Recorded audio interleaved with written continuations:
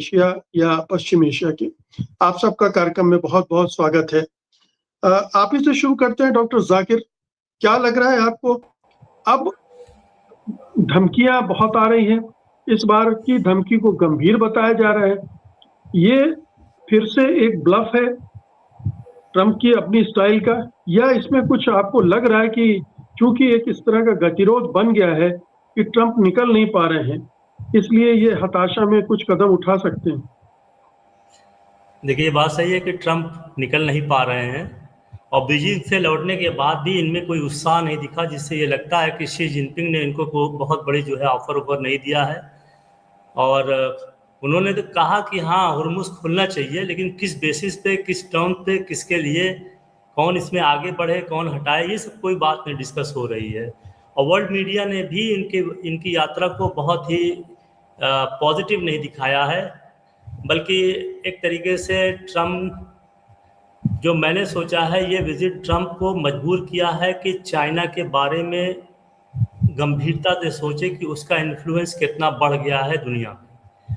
तो बहुत सी रिपोर्ट्स ऐसी आ रही है, इसके पहले जो अराक्ची की विजिट जो है चीन हुई थी, वो ज़्यादा महत्वपूर्ण और पॉजिटिव हुई थी। अभी करंटली ये हालात हैं कि ट्रंप मीटिंग बैठा लेते हैं, उस पर उन्होंने कहा कि क्या इस पर अटैक करना चाहिए। जो न्यूज़ आ रही है कि वो पॉजिटिव दे रही है, लेकिन ये अटैक कितना बड़ा, कितना लंबा होगा और इस अटैक का रिस्पांस कितना ईरान देता है और कितना गहरा देता है, ये सारे मुद्दे। और फिर सबसे बड़ी बात यह है, इस अटैक से ट्रंप अपने घर क्या लेके जाएंगे जिससे पब्लिक को सेटिस्फाई करें। और आपने अपनी रिपोर्ट में खुद बताया कि अब ये जो है हुर्मुज़ को खोलने से हटकर जो है वो न्यूक्लियर डील पे ज़्यादा फोकस कर रहे हैं। न्यूक्लियर डील पे इस तरीके से वो फोकस करना चाहते हैं कि ओबामा की 2015 की जो न्यूक्लियर डील हुई थी, उसमें ईरान को 20 साल का मोरेटोरियम की बात की गई थी, उससे कुछ बेहतर उनको मिले। उससे बेहतर क्या मिलेगा? क्या 25 साल के लिए होगा? ईरान इसके लिए तैयार नहीं है। ईरान एनपीटी का राइट भी नहीं छोड़ने को तैयार है। और ख़ास बात यह है कि एनपीटी ये नहीं फिक्स करता कितना इनरिचमेंट करेंगे। जो मैंने अभी तक पढ़ा, अभी तक तो ये था कि 8 पॉइंट, 4 पॉइंट, 6 पॉइंट, 10 पॉइंट, इसी के बीच में इन्रिचमेंट होना चाहिए, लेकिन एनपीटी ये नहीं लागू करता कि लिमिट करता कि कितना इन्वेस्टमेंट करना चाहिए। तो अब बड़ा मसला इसी में फंसा हुआ है कि ट्रंप अगर अटैक भी करते हैं तो ईरान उसके लिए पूरी तरीके से तैयार है, ये सोल्यूशन नहीं देने जा रहा है कुछ। जी, लेकिन ये आशंका आप देख रहे हैं जो अभी लेटेस्ट प्रपोजल दिया है, लगभग वही सब दोहराया है उसने कि हुर्मुज़ खोलना चाहिए, न्यूक्लियर जो है इनरिचमेंट उसको देगा नहीं, डाइल्यूट कर सकता है, वार रुकनी चाहिए लेबनान में, इंक्लूडिंग लेबनान में भी, जो कि अभी तक इजराइल जो है कंटिन्यू कर रहा है। और उसने ये फोकस किया है कि उसका जो फ्रोजन एसेट है उसको रिलीज किया जाए, सैंक्शन हटाया जाए। तो कोई नई चीज ईरान ने नहीं कहा है, उसी को शब्दों को बदल के कहा है। तो मुझे नहीं लग रहा है कि ये चीज कुछ बहुत ही, अटैक भी बहुत होगा तो बहुत लंबा नहीं होगा, लेकिन अटैक से पहले दोनों पार्टीज जो हैं डिप्लोमेसी को पूरा हक देना चाहती हैं और पाकिस्तान को भी मीडिएशन में के लूप में रखे हुए हैं। इससे लगता है कि दोनों पार्टीज जो है, जो सिस्टम चला आ रहा है उस पर ट्रस्ट कर रही हैं, वहीं कहीं ना कहीं सोल्यूशन तलाश करने की कोशिश कर रही है। एक चीज़ और सोचने में आई है कि अमेरिका जो है हुर्मुज़ को खोलने या जो उस पर ज़्यादा इंटरेस्टेड नहीं है, क्योंकि उसका तेल बहुत तेज़ी से बढ़ रहा है, उसकी खाद जो है बहुत तेज़ी से बिकने की उम्मीद में आ गई है, क्योंकि वर्ल्ड की सारी कंट्रीज जो है नॉर्थ अमेरिका की ऑयल की तरफ ही जा रही है, वेनेजुएला की ऑयल की तरफ ही जा रही है, जो अमेरिका के कंट्रोल में है। यूरोप भी जाएगा, इंडिया भी जाएगा, चाइना भी जाएगा, ईस्ट एशियन कंट्रीज भी जाएंगे। तो ये देखा भी जा रहा है कि अमेरिका का तेल का बिजनेस बढ़ा है। अब इसका बेनिफिट जो है वहाँ के लोगों को नहीं मिल रहा है। और साथ ही साथ हमने ये भी देखा कि ट्रंप की विजिट के बाद जो है स्टॉक मार्केट पे एक बुरा असर पड़ा है। बहुत ज़्यादा जो उम्मीद थी कि एग्रीमेंट होगा, सब कुछ होगा और हुर्मुज़ के बारे में कोई बात निकल के आएगी, इसका इम्पैक्ट सीधे जो है स्टॉक मार्केट पे पड़ता, जो कि निगेटिव पड़ा है। मैं समझ गया डॉक्टर ज़ाकिर, मैं समझ गया। डॉक्टर ज़ाकिर, दो चीजें, एक तो ये कि क्या आप अगर ऐसी सूरत में हमला कर ही दें, क्योंकि आप एक ऐसे व्यक्ति से को समझ नहीं सकते जो कभी भी कुछ भी कर सकता है, जो लॉजिक से नहीं चल रहा है, वो उसका अपना इंट्यूशन है, उससे वो काम करता है, वो बोल भी चुके हैं। तो ऐसी सूरत में अगर वो कर ही देगा हमला, तो उसे आप किस तरह से देखेंगे? ये सुसाइडल तो है, हम सब तीनों ये मान रहे हैं कि ऐसी सूरत में हमला करने का अमेरिका को और उसके सहयोगी देशों को नुकसान ही होगा। ईरान का भी नुकसान होना लाजमी है, लेकिन फिर भी अगर होता है तो इसे कैसे देखा जाएगा?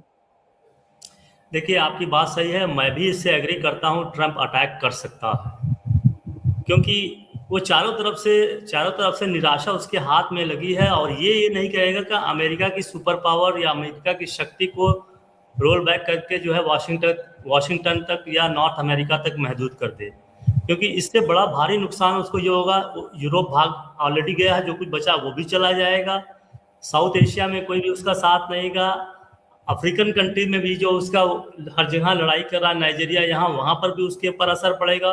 साउथ ईस्ट एशिया में जो उसके दोस्त हैं, ताइवान है, जापान है, साउथ कोरिया है, ये ऑस्ट्रेलिया है, ये सब जो है सिकुड़ जाएंगे।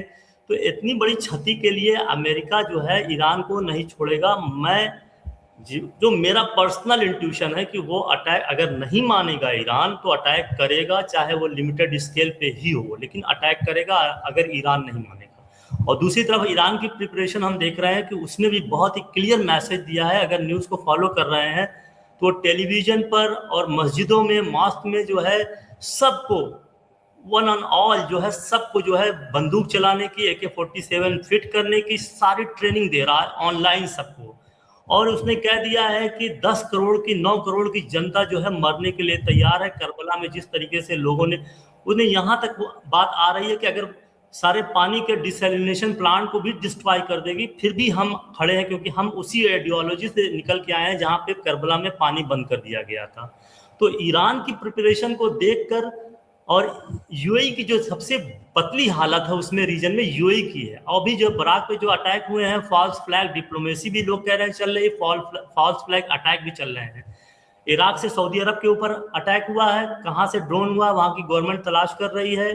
यूएई पर अभी तक जो है अटैक हुआ है वो भी नहीं पता चल रहा है। एक बात मुझे बहुत ज़्यादा पिंच कर रही है कि यूएई जो इजराइल के साथ खड़ा है उसको क्यों बर्बाद करने पे लगा है, वन आफ्टर अदर एक्सपोज करता चला जा रहा है, यूएई ये कर रहा है, यूएई कर रहा है।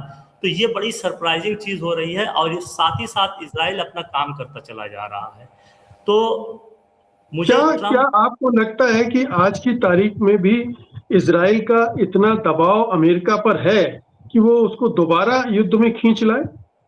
नहीं, मैं नहीं समझता कि उतना है, लेकिन हाँ अभी धीरे धीरे तैयारी कर रहे हैं, उतना पहले से नहीं, क्योंकि ईरान ने जिस तरीके का रिस्पॉन्स दिया है उससे सभी के हौसले पस्त हुए हैं।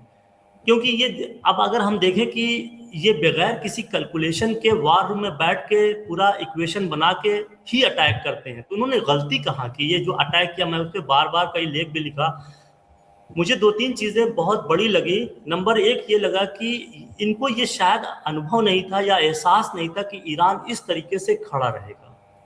इनके मिसाइल प्रोग्राम और ड्रोन प्रोग्राम को शायद इनको मालूम नहीं था। वही मैं बार बार कहता हूँ कि इजराइल, मोसाद और CIA को तो ये मालूम था कि उसका लीडर कहाँ है ईरान का, लेकिन ये नहीं मालूम था कि 40 साल से 2 करोड़ लोगों के लिए टनल जो है, टनल में बना के सारी चीज़ें कर रही है, कहाँ से आ रहा है कहाँ से जा रहा है ये नहीं मालूम कर पाया।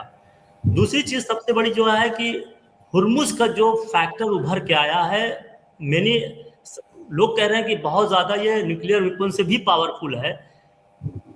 ये कब इवॉल्व हुआ ईरान की पॉलिसी में, वॉर पॉलिसी में? ड्यूरिंग वॉर हुई है, पहले ही हुई है? तो मुझे लगता है ड्यूरिंग वॉर धीरे धीरे इसका अंदाजा हुआ कि हुर्मुज को किस तरीके से हम कंट्रोल कर सकते हैं।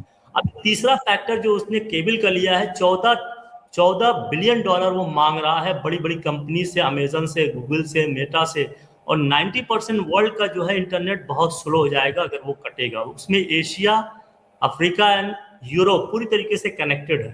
तो ये एक, अगर ईरान के ऊपर इस तरीके से अटैक करेगा तो जिस तरीके से ईरान ने अपनी क्षमता दिखाई है, अपना डिटर्मिनेशन दिखाई है, वो केबल काट सकता है। और इससे अरब कंट्रीज का पूरा डेटा मशीनरी जिस पे बहुत ज़्यादा इन्वेस्टमेंट किया, सऊदी अरब ने, यूएई ने, कतर ने, कुवैत ने, ये पूरा दूसरा जो है एक इकोनॉमिक अटैक होगा। तो रिस्पांस दोनों तरफ से आएगा। और ट्रम्प करें क्या?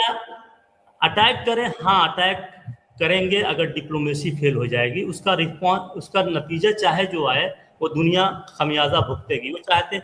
लेकिन साथ ही साथ जो है फ़ायदा भी उनको बहुत मिल रहा है, जो अल्टरनेटिव। और एक बात मैं और कह रहा हूं कि अगर ईरान ने अनकन्वेंशनल वे से न्यूक्लियर पॉलिसी पे अपनी चीजें बदली, तो मुझे जो है नॉर्थ कोरिया के जो गद्दाफी के मारे जाने की जो स्टेटमेंट दिया था नॉर्थ कोरिया का रूलर ने, उसने कहा कि गद्दाफी ने सबसे बड़ी गलती की, अपनी न्यूक्लियर पॉलिसी को उनको हैंड ओवर कर दिया।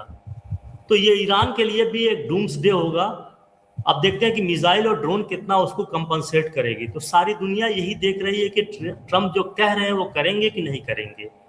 मुझे लगता है कि अगर डिप्लोमेसी फेल हो गई तो ट्रम्प को मजबूरन जो है अटैक करना पड़ेगा अमेरिका की साख रखने को, और ईरान उसमें डिटरमिन्ड है, और सबसे ज्यादा नुकसान फिर गल्फ कंट्रीज का आएगा। जी नरेश जी, मजबूरी में ट्रम्प को, मजबूरी मतलब उनकी मजबूरी कह सकते हैं, कोई रास्ता उन्हें दिख नहीं रहा है। जिस तरह के निगोशिएशन हो रहे हैं उसमें ईरान बहुत ज्यादा रियायत देने को तैयार नहीं है, और ट्रम्प को ओबामा से बेहतर रिजल्ट देना है अगर जंग कर ही ली है तो।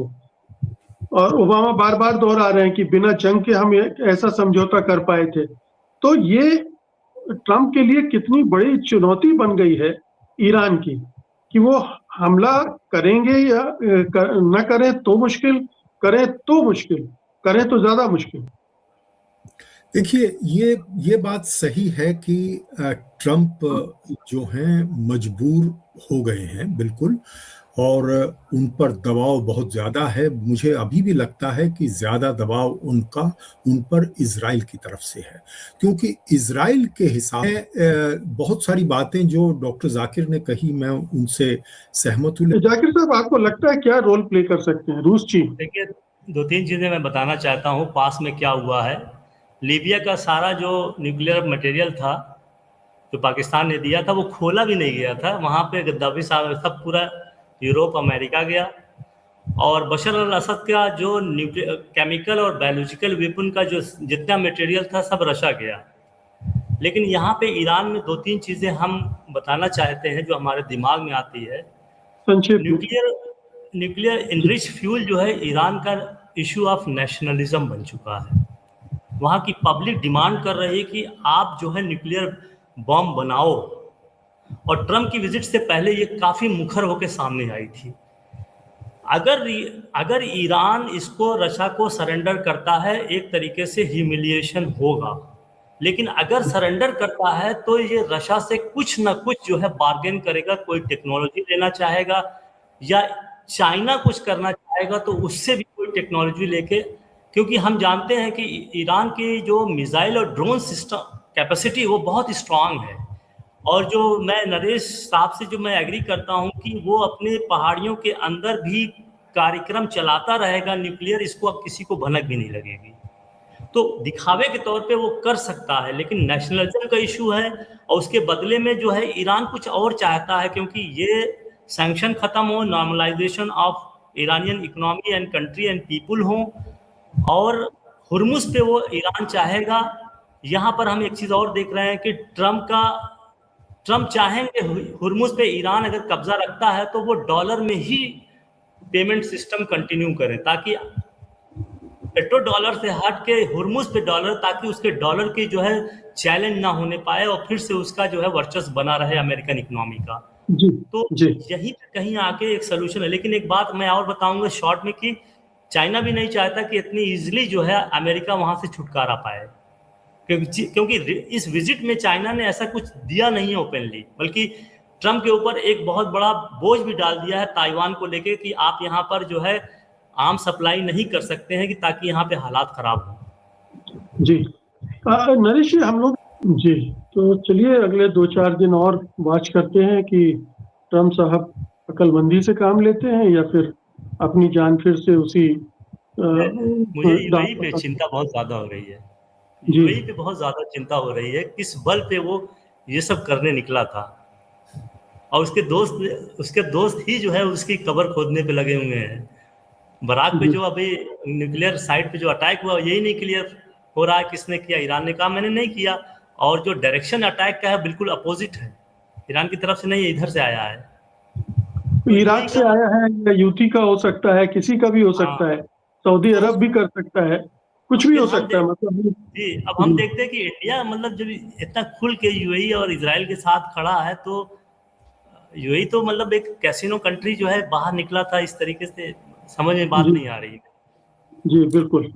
और जो है, मैं संक्षेप में इजराइल का ये बताऊं, ये इन्होंने जो हमला किया था, इनके साथ जो किया था, उसके पीछे राजनीतिक कारण था। अपनी जो राजनीतिक जमीन थी कि उनके खिलाफ केसेस थे, उनको